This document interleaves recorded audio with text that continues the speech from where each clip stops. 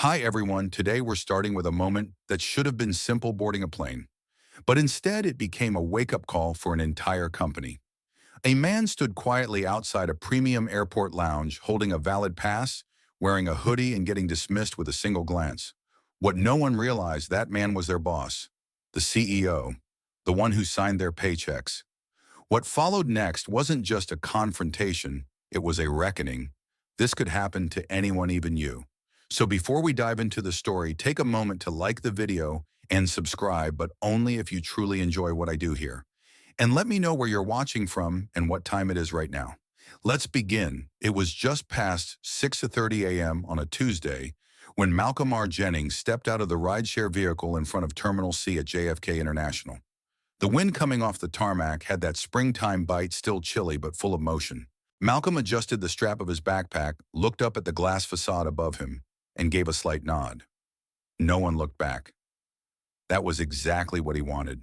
He didn't arrive with a security detail. No press. No driver in uniform holding a sign with his name. Just him. Gray hoodie, faded jeans, sneakers that had seen better days.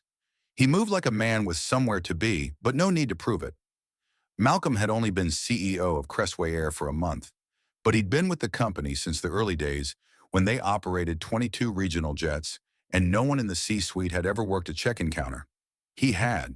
He'd loaded luggage, restocked in-flight meals, and taken overnight calls from angry passengers. So when the board offered him the top job, he didn't want a tour of the flagship lounges or a seat at the quarterly PR gala. He wanted honesty, and the only way to get that was to walk through the front doors like every other traveler, anonymous, unpolished, and unfiltered. Inside the terminal, Malcolm passed through security without issue.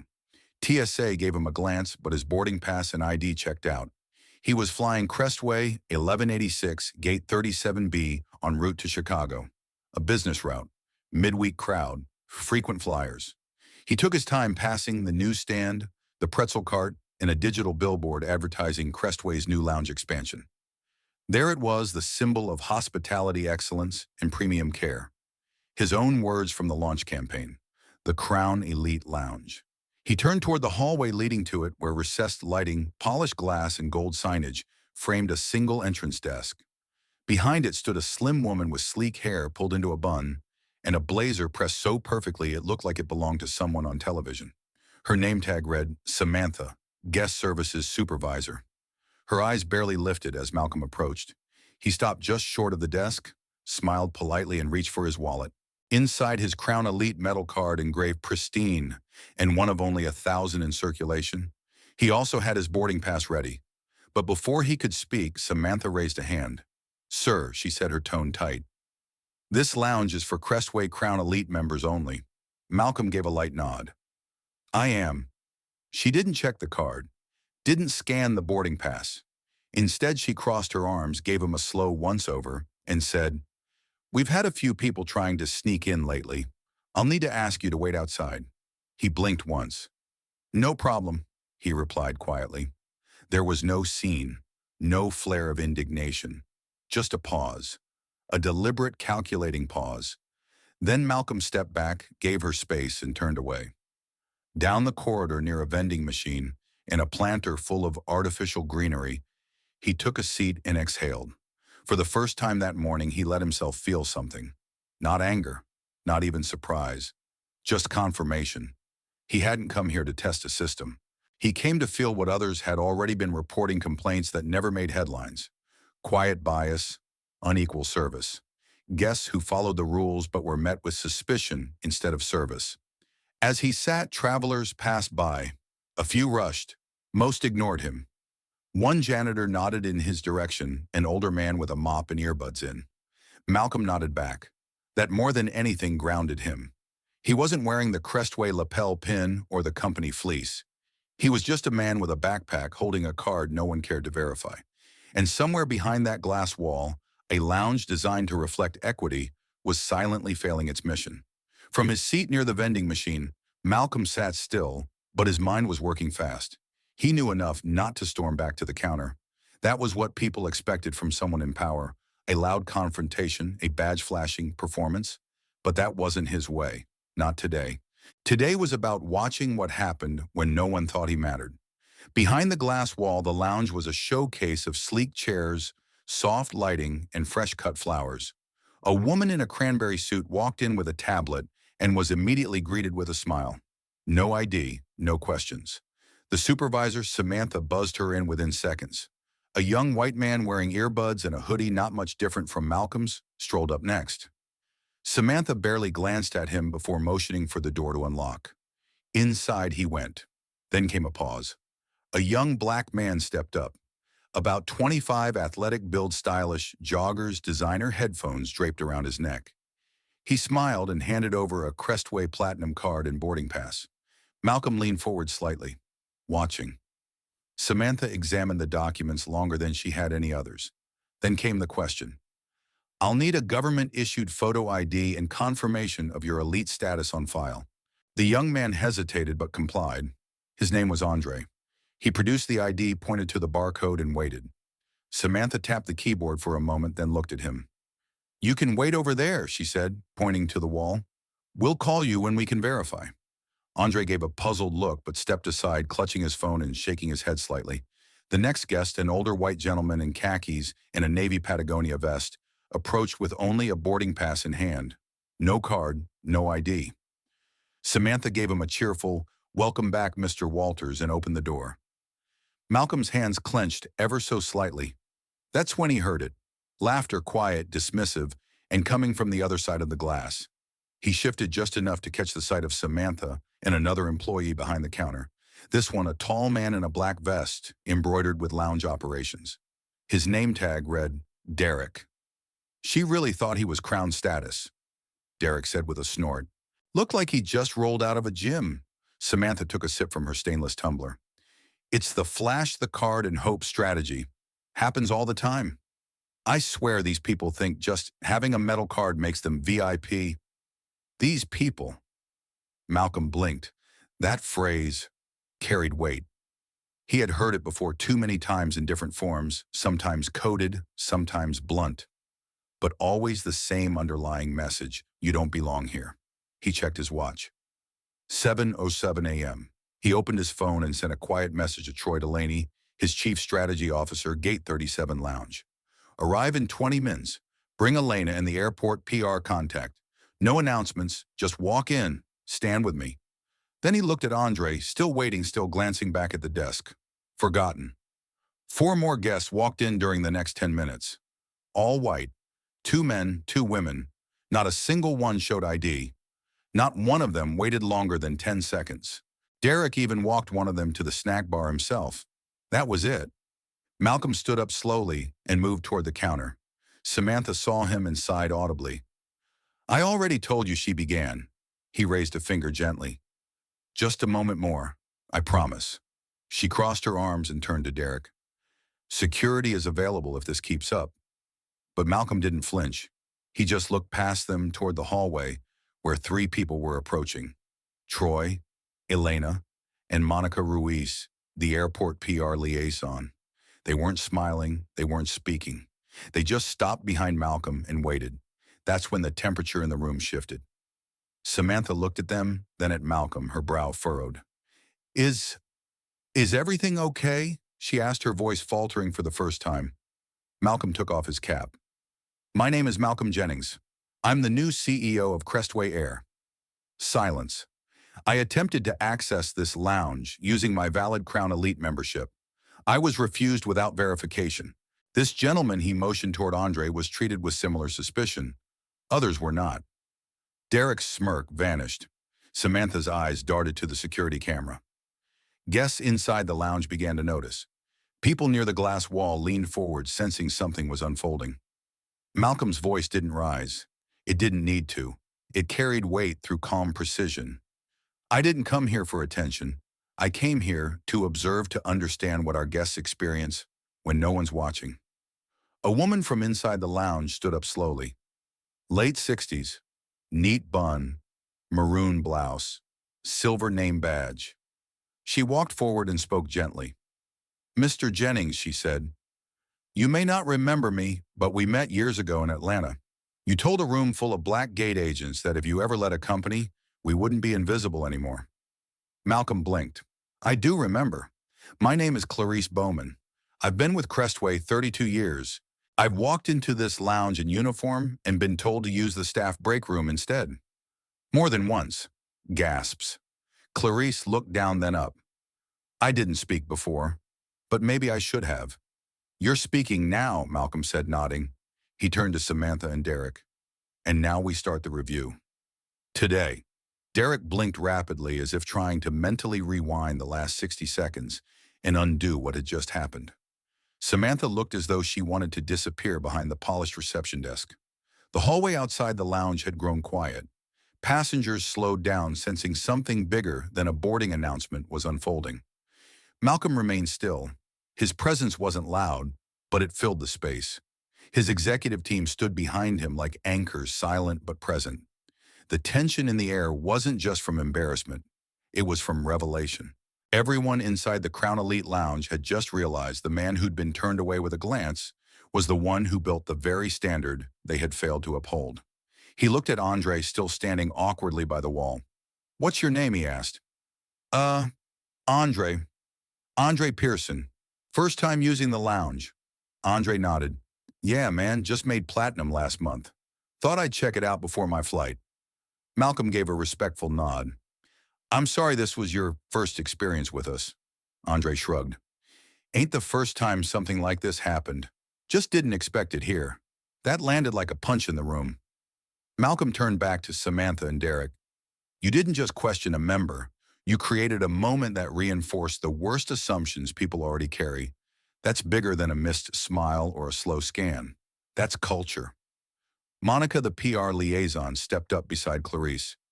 "We've had quiet reports about this lounge for a while," she said softly. "Guests, even some staff." Malcolm nodded. "That's why I'm here." Samantha finally found her voice. "Sir, I didn't mean any disrespect. We're told to be cautious. We get all kinds trying to get in." Malcolm turned to her fully. "Cautious with who exactly?" She opened her mouth but said nothing. "You let in 6 people this morning without so much as a glance. All white. One had no ID. One didn't even slow down. But you stopped me. And you stopped Andre." Derek stepped forward. "Look, man, sir, we weren't trying to make it about anything like that. We have to filter out scammers. It gets crazy sometimes." Malcolm tilted his head slightly. "You don't filter everyone. You filtered based on a gut feeling, a look, a hoodie, skin." Derek raised his palms. "Okay, I get it. But this feels like overkill. It was a mistake. Why blow it up? That was the wrong thing to say." Malcolm stepped closer, lowering his voice just enough to sharpen every word. "You think this is about one mistake? Patterns don't form from one day. They form from habits, from choices, from people like you being too comfortable disrespecting others because you don't expect anyone to hold you accountable." He looked toward Clarice. She was ignored for years. Not because she didn't do her job, but because no one thought she mattered enough to listen. "That ends now." Clarice blinked back, something in her eyes, and nodded. Troy, the chief strategy officer, leaned in. "We've already cleared a meeting room with security. HR will be waiting." Malcolm didn't hesitate. "Escort both of them there. Remove them from the desk immediately." A nearby airport security officer, now looped into the situation, stepped forward. "Would you like them escorted formally, sir?" "No need for handcuffs," Malcolm said. "Just clarity." Samantha and Derek were walked out of the lounge without fanfare. The silence they left behind was louder than anything they could have said. Malcolm turned to Elena, the head of guest services. "Suspend all lounge admissions until a new team is brought in. I want logs pulled from the last 90 days. Names, timestamps, everything." "Yes, sir, Clarice." She looked up. "Will you help us retrain this lounge?" A pause. Then her voice steady and low with pride. Malcolm nodded. Then he walked back into the lounge, not as an observer, not as a CEO giving a performance, but as a leader reclaiming the space he had once dreamed would be different. The guests inside sat in silence watching him. One or two began clapping softly at first.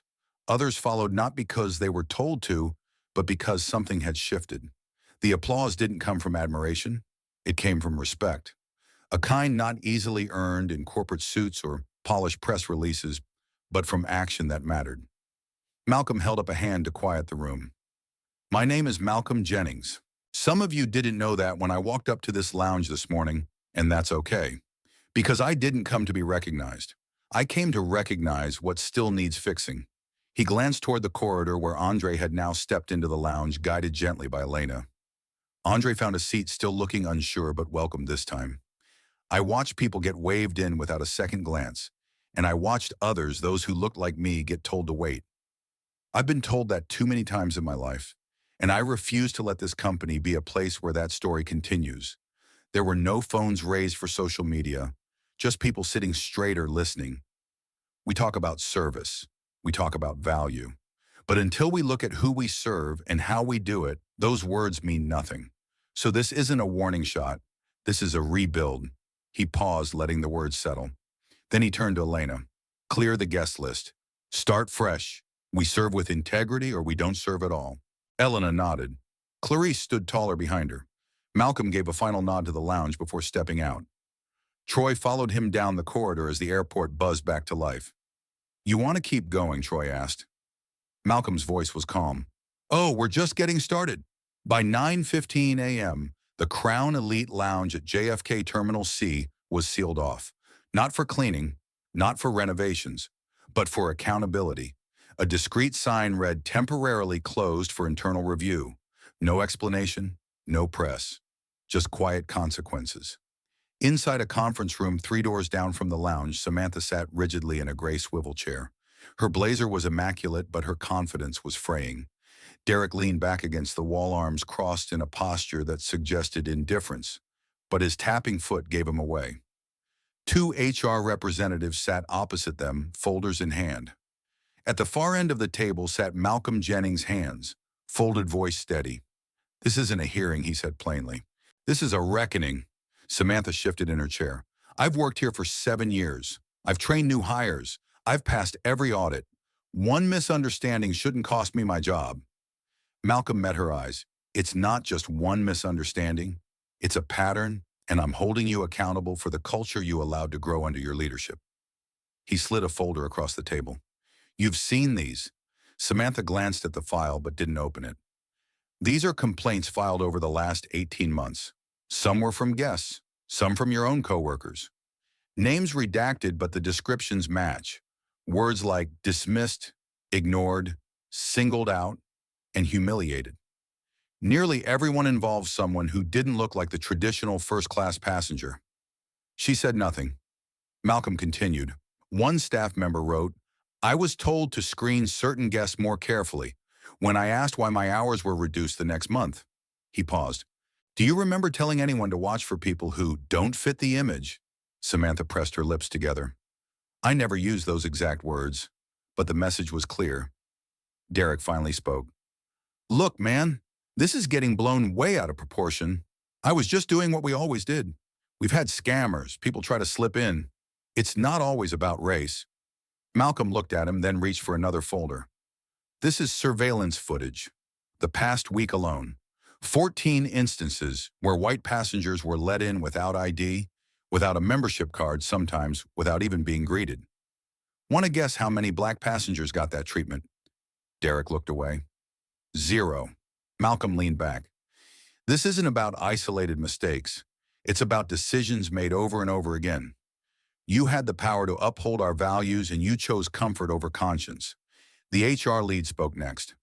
Based on documentation and today's events, we'll be proceeding with formal separation. Termination letters are being prepared. Samantha stiffened. So we're being fired for being cautious? You're being fired, Malcolm said gently but firmly, for consistent bias disguised as policy. For making people feel like they had to earn dignity they already paid for. You weren't cautious, you were selective. She looked down. Derek muttered something under his breath. Malcolm turned to him. What did you say? I said this is overkill. Malcolm stood slowly. You think this is punishment? It's not. It's accountability. You weren't just employees, you were gatekeepers. And gatekeepers define how people feel the moment they walk into a space. You chose to guard the wrong things. He walked to the door, then paused and turned back. You're not being replaced by a mirror image. We're rebuilding this lounge from the floor up. New staff, new culture, and real consequences for misconduct. You both had a chance to be part of that. You declined. Derek looked ready to argue, but Malcolm didn't wait for it. He exited the room, leaving the HR reps to finish the process. Elena was waiting outside, tablet in hand. We've pulled the logs from the past 90 days, she said. Patterns are consistent across 3 other lounges. Same profiles, same inconsistencies. Malcolm nodded grimly. That matches what I feared. She tapped to the next page. Also, we've had anonymous reports from employees who say they raised concerns and were either silenced or reassigned. Retaliation, he asked. In at least 2 cases, yes. Malcolm's jaw tensed. Start the investigations immediately. I want names cross-checked. If managers turned a blind eye, they're part of the problem. He kept walking as she matched his pace. Anything else, he asked. There's one more thing, she said. The janitor who nodded at you earlier, Jesse Simmons. He just filed an internal commendation. Said he watched everything unfold and wanted to thank you. Malcolm paused. Pull his file. I want to know how long he's been here and if he's ever been overlooked for advancement. Elena raised her brows. You're thinking promotion, I'm thinking clarity, he replied. People like Jesse see more in a day than half our regional managers. They reached the executive terminal office. Inside, Monica had set up a temporary operations hub, 3 laptops, a secure call line, and a screen looping footage of terminal activity. This isn't going away, Monica said straight to the point.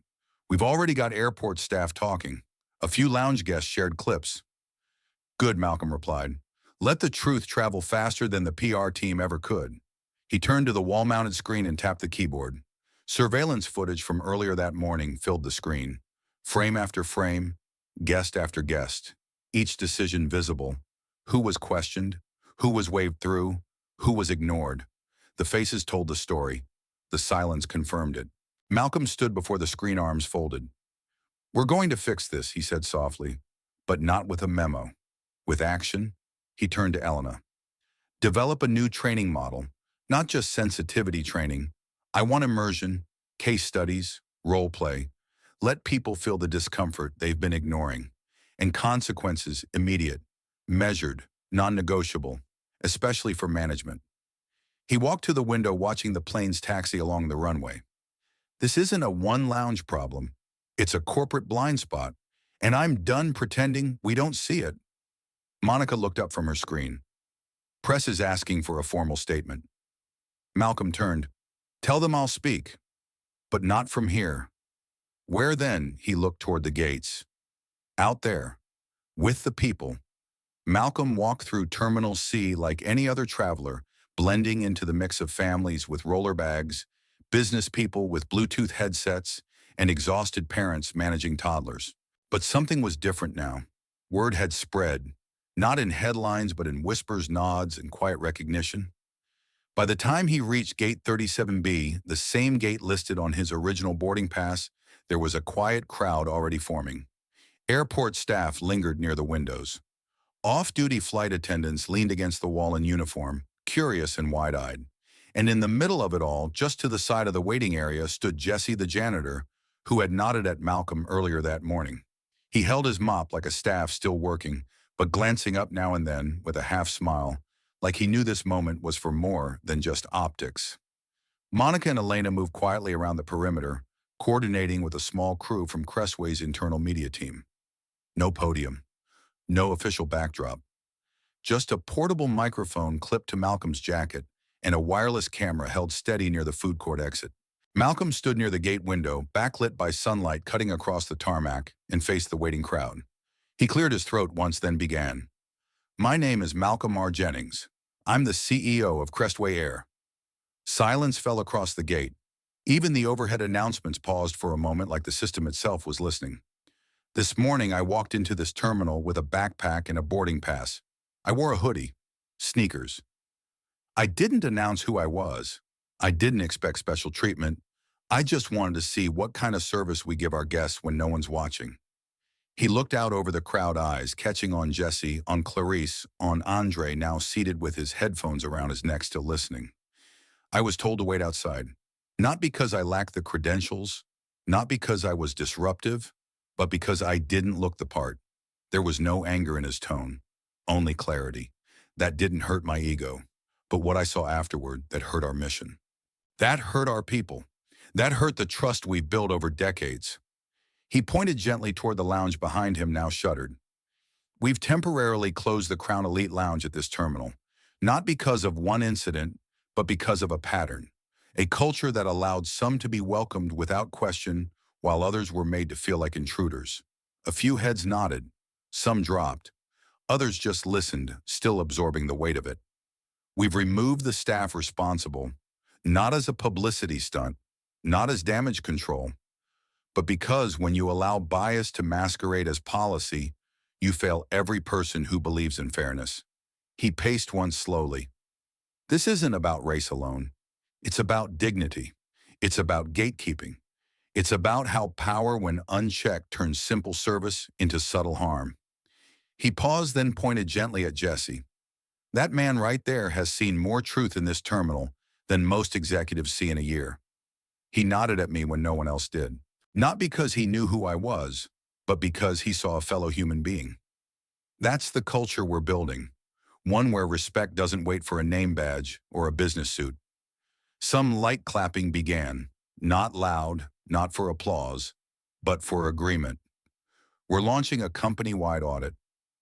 Every lounge, every gate, every interaction. Training will be rebuilt from the inside out, and from this day forward, feedback from staff and guests will land directly on my desk unedited. He held up his phone. I'll read every single one. He let the silence hold, then spoke again. We can't fly as a company if we drag people down the moment they arrive. From now on, Crestway Air will lift everyone up no matter what they look like, where they're from, or what they're wearing. He looked toward Andre, who grinned and gave a small thumbs up. Clarice, standing off to the side, blinked slowly and gave the smallest of nods, almost like a prayer answered. Malcolm ended with one final truth. Change doesn't start with a press release. It starts with action, and it continues when leaders stop hiding behind closed doors and start showing up unannounced, uninvited, and unafraid to face the truth. And then he stepped back.